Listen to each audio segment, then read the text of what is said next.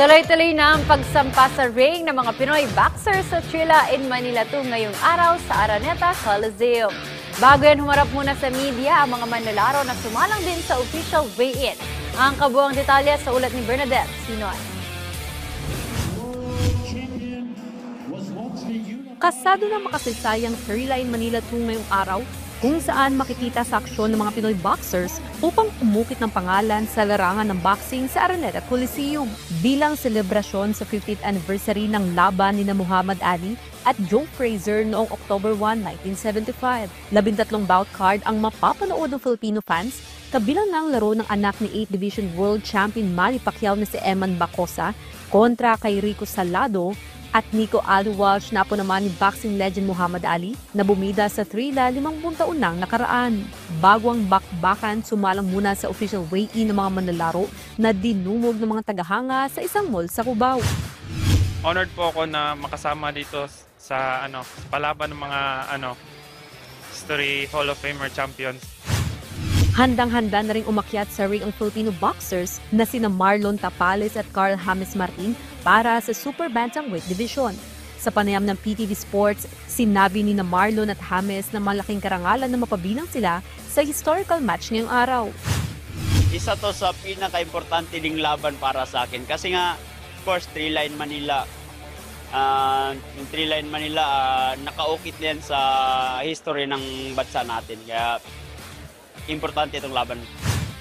Malaking exposure po to, no? Dahil masaya po akong napasama sa history ng Trilla in Manila 2. Kailangan magbigay pugay ako at kailangan ko magbigay ng magandang laban para sa laban na ito. Yung new generation ng boxing ngayon and old school, pinagsama ko po yun para may maganda po akong performance sa laban at ma-impress po yung mga tao sa akin.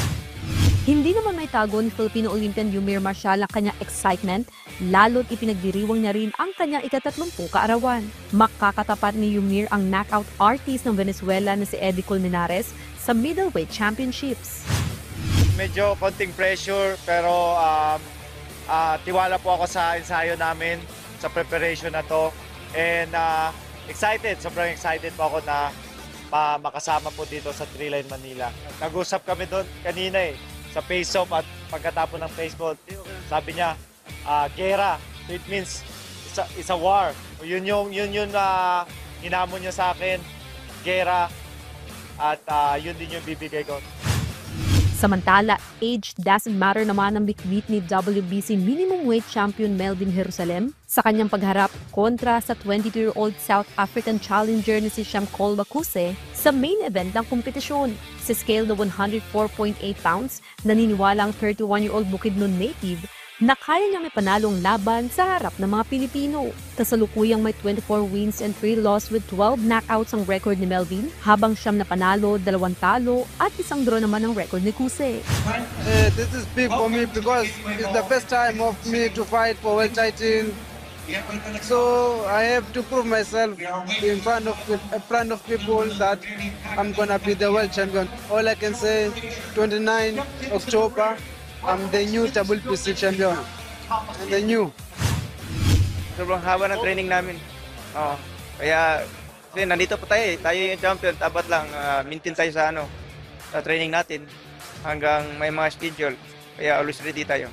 Story din, gaya ng dati na lumaban ako dito first time sa Blue by Blue at binigyan tayo ulit ng second chance ni Boss Manny Pacquiao. Kaya laking pasasalamat ko po sa lalo na sa Blue by Blue at MP Promotion. Ilang sandali na lang at masisilayan na ng bawat Pilipino ang makasaysayang Trilla in Manila, tampok ang mga Pinoy boxers. Bernadette Tinoy para sa Atletang Pilipino, para sa Bagong Pilipinas.